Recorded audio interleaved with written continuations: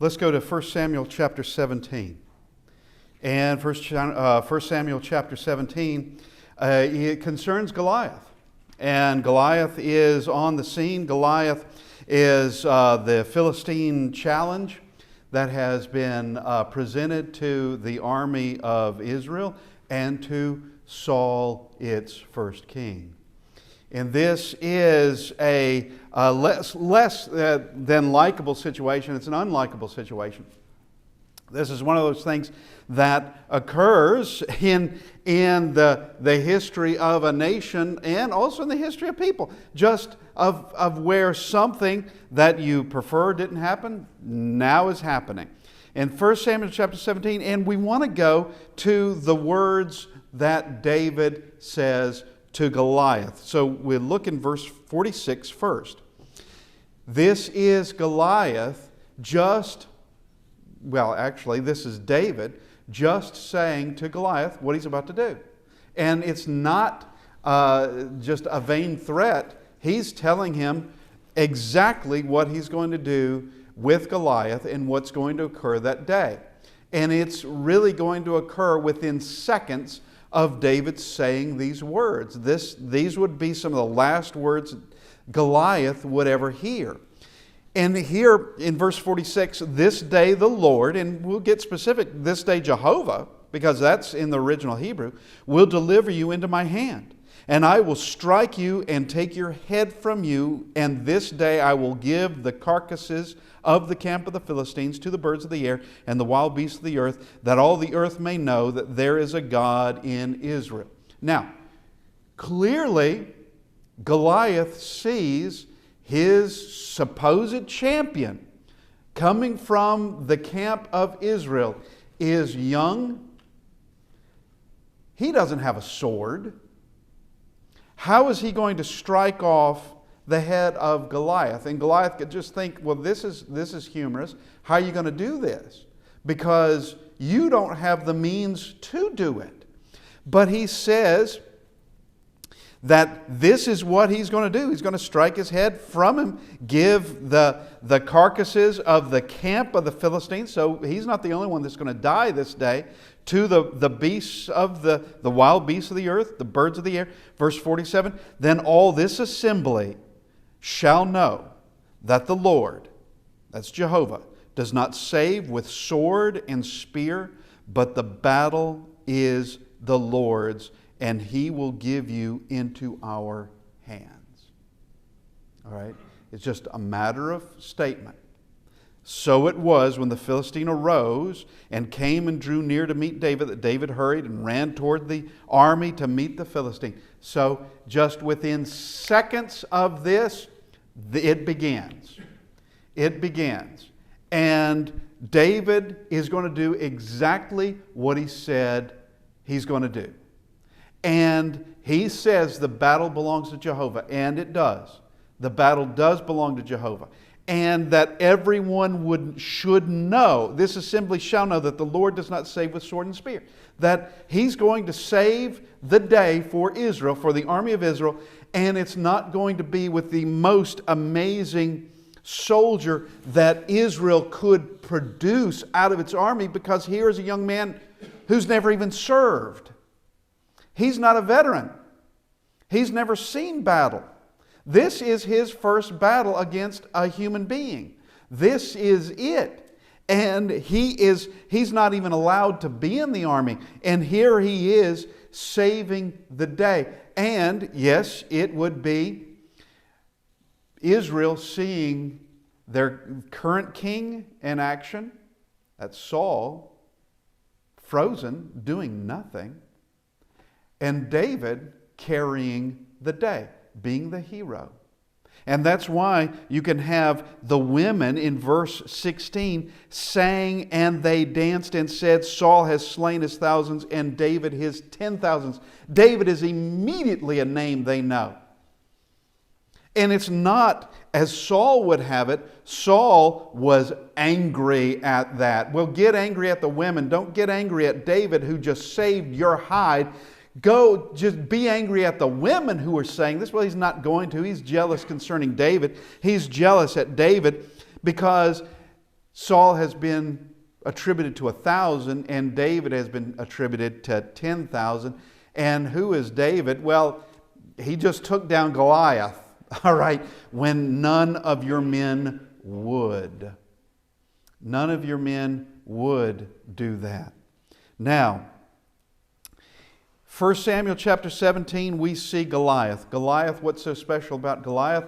He is their champion of the Philistines. They were very confident in him that he could get the job done. Goliath obviously has confidence in himself that you bring out your champion, here's ours. And he just happens to be a descendant of Anak. He's 9'9", a descendant of Anak. In Numbers chapter 13, that's precisely what those 10 spies talked about that worried them so much, is that there are descendants of Anak in the land. All right, in Egypt, they're not there.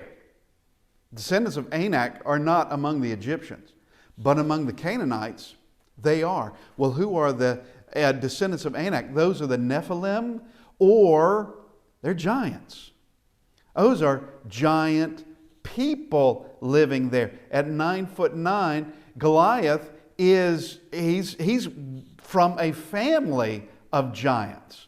And that was something that that earlier generation in Numbers, they refused to go into the land because of the descendants of Anak. That you would have Goliath's father, or actually grandfather, great-grandfather, or I don't know which, he's there. Okay? Goliath's going to be a descendant of these giants. They refused to go into the land because of that message. We were like grasshoppers in our own sight. Now, how do we look to them? Of course, you have Joshua and Caleb saying that the only faithful spies, 2 of them, saying, we can take it. We can take it. Yeah, they're giants, but actually, there's not a single kingdom in Canaan. Among the Canaanites, Hittite, Hivite, Jebusite, whichever one you want to talk about, none of them are as powerful as the people that nation you just came out of, which is Egypt. None of them. If Egypt wanted to, Egypt could come in here and take any one of them. And now, so can you, but you've got God's help. So can you. Now, standing in front of them is this descendant of Anak. Now, I want us to look at verse 33. This is prior to the battle. David is the only one to volunteer.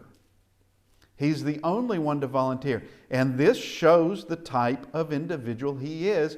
And he's not a member of the army.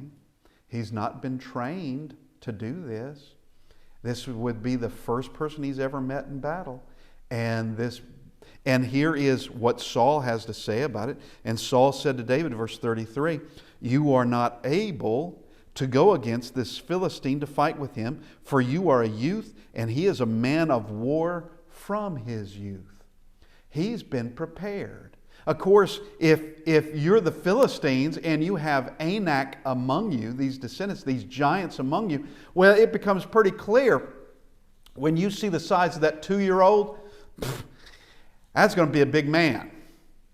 All right? And we want to train him not to be a farmer. All right? We're not going to train him to be a scribe or to be a sculptor or to be a priest of Dagon. We're going to train him to be a warrior. Because you can know pretty quick that, especially if you have parents that are enormous people, that they're giants, that they're going to have children that are giants. And so, yeah, he has been trained, Goliath has been trained from his youth. Where's David been? Herding sheep on his father's farm. That's where he's been. This man, bloodshed means nothing to him. He's done it. He's seen it. He's been part of it. And he knows precisely what it takes. And that's why he is very confident that he's going to be able to, that the Philistines can rest everything on his shoulders because he can do it. Now we come to these words, verse 34. But David said to Saul, your servant used to keep his father's sheep. And look at this, when a lion or a bear came and took a lamb out of the flock, I went after it and struck it and delivered the lamb from its mouth. And when it arose against me, I caught it by its beard and struck and killed it. Your servant has killed both lion and bear, and this uncircumcised Philistine will be like one of them, seeing he has defied the armies of the living God. Verse 37. Moreover, David said, the Lord, who delivered me from the paw of the lion and from the paw of the bear, he will deliver me from the hand of this Philistine. And Saul said to David, go, and the Lord be with you. Go, and Jehovah be with you. There is a lesson that is learned from the lion and the bear. Goliath is confident in himself because he's been prepared for battle by being trained as a youth. He's confident in himself. So are the Philistines. David has a confidence in God because he knows what he's done and he knows what God did for him. God delivered him out of the paw of the lion and the bear. David was prepared for this moment, but not in a way that one would have thought. Not in a way at all. Because here he says that he learned to do this as a shepherd. He's been a shepherd of his father's sheep. And somehow this has prepped him for this particular challenge. How? The lion and the bear. That's how. Now, let's just go to that point of where however earlier this happened to be. Don't know. It could have been months. It could have been a couple of years. We don't know how long it might have been. But David's not that old. And he is protecting his sheep. Now, here's one of the things that we need to know concerning this. That a lion and a bear coming in, that would be a very unlikable situation. It's dangerous. And unlikable situations, depending on how we respond to it, can develop us. It can help us.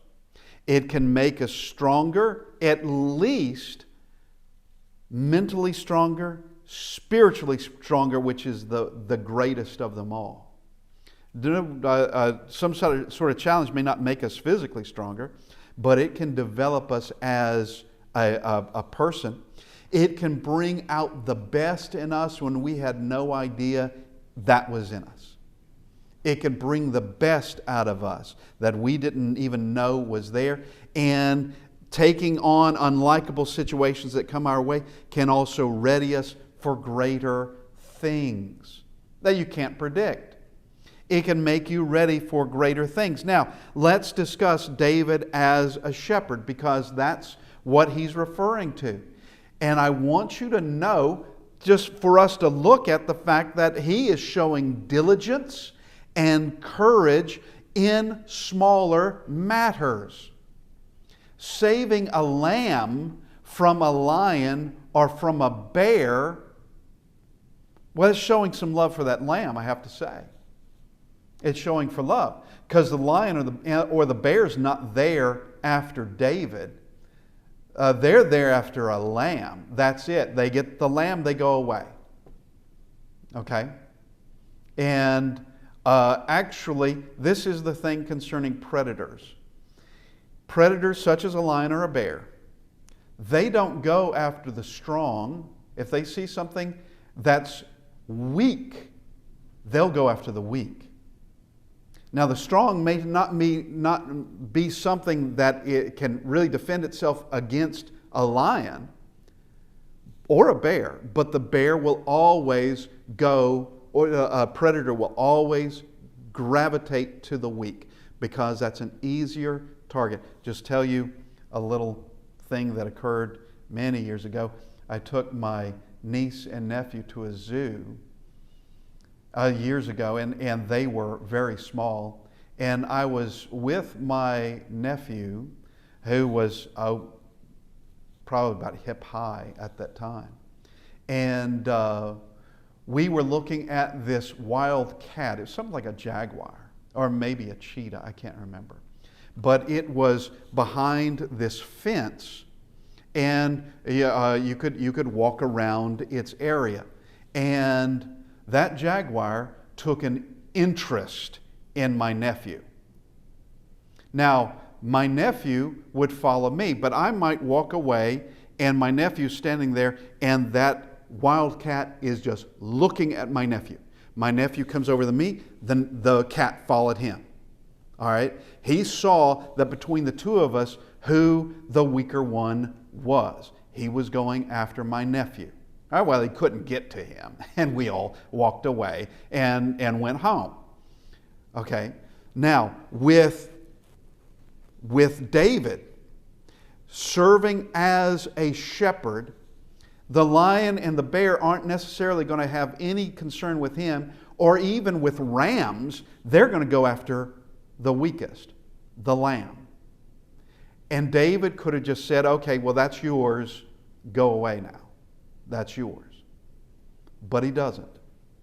He is protecting a lamb and being diligent in the smaller things. Who would miss a lamb? The shepherd would. David would.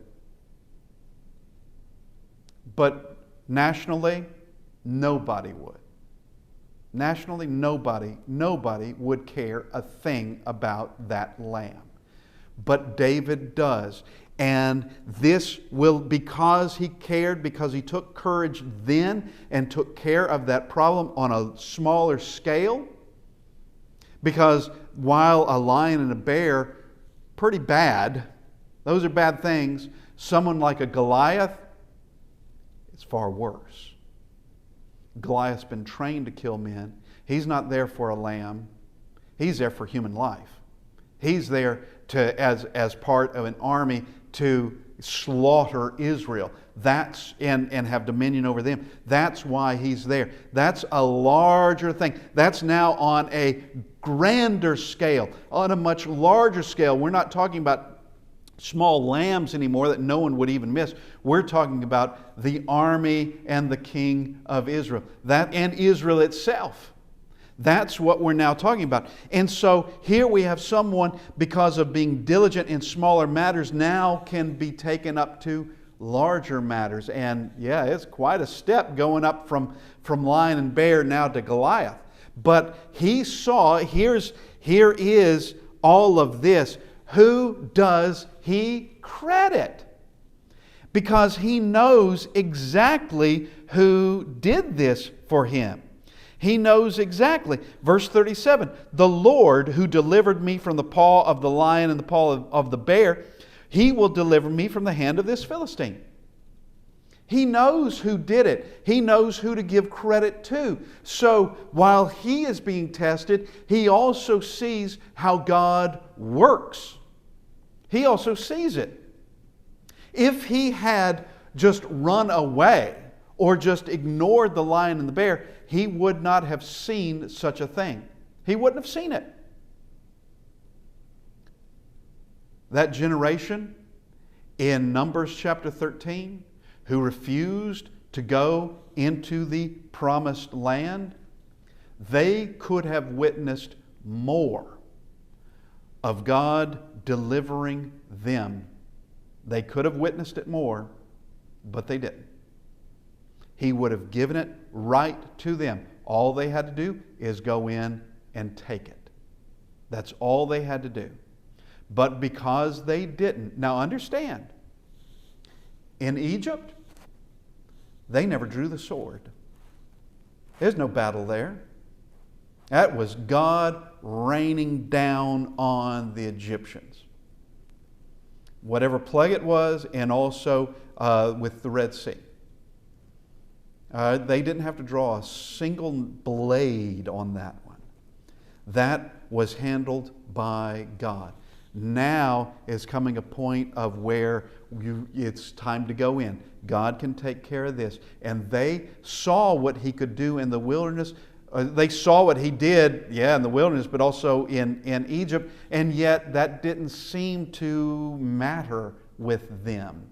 They had not learned the lesson of, if you're going to give God credit for it, it means more than, He destroyed them. It means now I'm going to have a greater faith in Him that He can take care of me.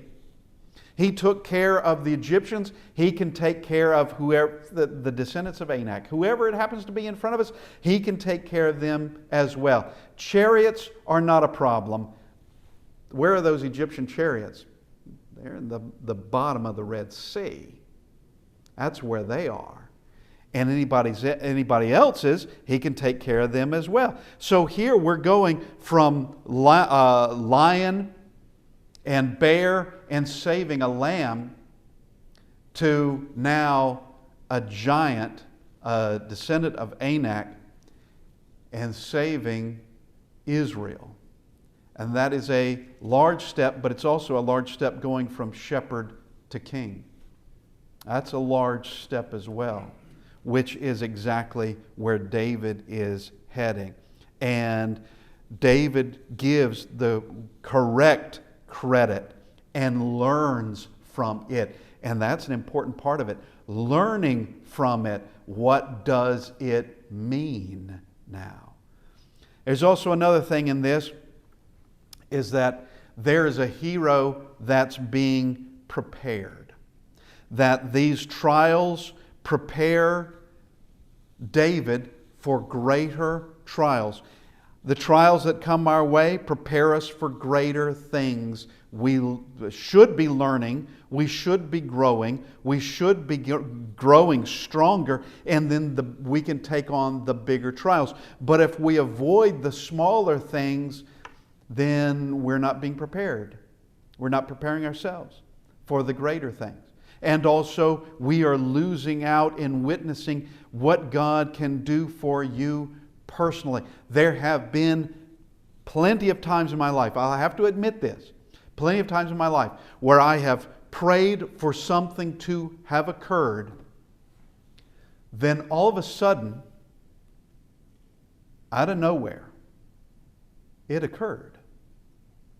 And it's not until, to my shame, that it takes me a bit of time to suddenly realize, oh, it happened. It actually happened. That the very thing that I prayed for is the very thing that happened. Now, it didn't happen the way I thought it would. It didn't happen when I thought it should happen, but it happened. It happened. And who do you credit for that? Well, who are you praying to? What did you think might occur? Did you think it had to be on your time, had to be your way? Maybe there's a better time and a better way. Maybe there is. And just then seeing, well, it's God who brought me through that. It was God who answered that prayer, and He's the one who should be given that credit. He's the one in all this. I know, here's this preparing David. David could know what he could do because he knew what God had already done, that he witnessed. He knew what he could do. And here, there could not be a more obvious enemy of the armies of God than Goliath. All right, there'd be no question.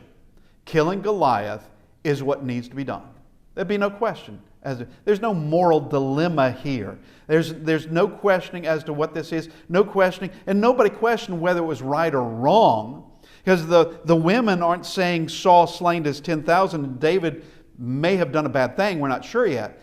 It's obvious that everyone would agree. This is what needs to occur. Goliath, defying the armies of God, defying God Himself, needs to die. who's going to do it. And who better than the one who can say, I know what God did for me.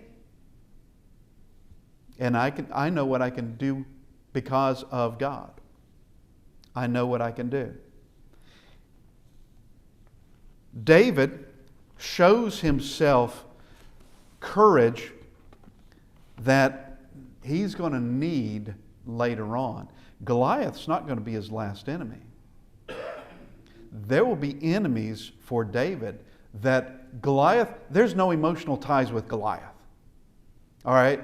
Knocking him down, taking his head, and of course Goliath was dead when he hit the ground. He took off his head because he said that's what he was going to do. Goliath is dead when he hits the ground. But there was nothing about that action that was emotionally troubling for David. But what if it's Saul, who's now his enemy, who happens to be the king of Israel, who he saved that day? What if he also happens to be your father-in-law? What if your enemy is your own son? What then? There's an emotional tie to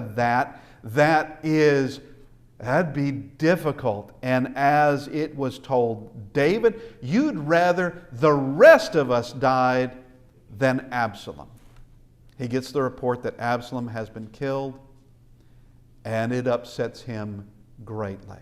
But what Absalom had in mind, Absalom wasn't going to have the same kind of pity for David, nor was he going to be a righteous king like David had been. He was already proving himself to be rotten all the way through. David is going to be seeing more challenges in his life. That's going to require it's going to come at him from different angles.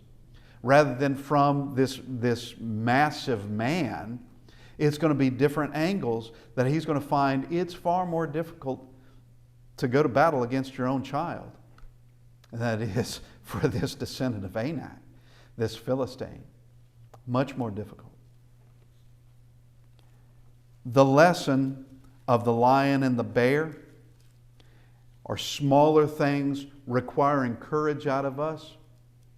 And we can see the work of God through prayer and through courage that is demanded, to where now we can take on the greater things coming down. Because we'll all be tried. We will all be, and I'm tried at the day of judgment, but through trials that come our way. Difficulties, inconveniences, unlikable things requiring patience, requiring long-suffering, requiring strength to overcome. We need to look at our own lives. Have we prepared ourselves? Are we doing that? And every one of us needs to grow from where we are. Every one of us. Conscientiously growing, learning, and obeying. As we learn, obeying. We will all be judged in the last day. As we read just this morning, it would appear from Revelation chapter 20 that Satan, and I'm just taking it from Revelation chapter 20, that Satan won't see very much of the day of judgment at all. He's not going to be there to witness what the judgment of mankind. He's cast away into the lake of fire, and it would seem like just before that occurs. And I mean like possibly minutes, possibly seconds, I don't know. Maybe faster than that. But the day of judgment will arrive. We need to be sober. We need to be vigilant. We need to do the will of our Father. And we ask this evening, if you need to respond to the invitation, if we can help you in any way, that you come as we stand and sing.